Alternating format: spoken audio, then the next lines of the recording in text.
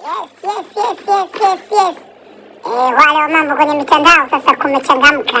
Wale ambao hawajui nini, basi njoo hapa boda kwa boda.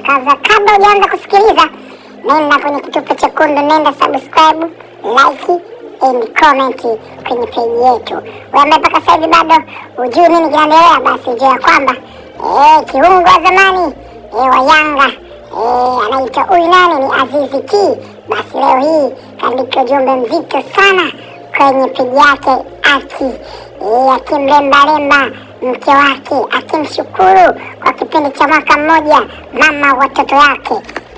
Basi sikia kwamba ujumbe huo ulikuwa unasema ya kwamba sasa hivi tumetimiza mwaka mmoja leo. Asante Mungu, ninashukuru kwa amani, ukuaji na maombi tunayoshiriki. Hii ni ishara ndogo tu ya kusema asante wa boda watu boda. Basi leo ndio hao maneno mazito kabisa ya mchezaji wa zamani wa Yanga Sport Aziz Ki. Basi leo amejitoa kimasomaso mbele ya mpenzi wake. Si mara ya kwanza, hii ni kaida yake.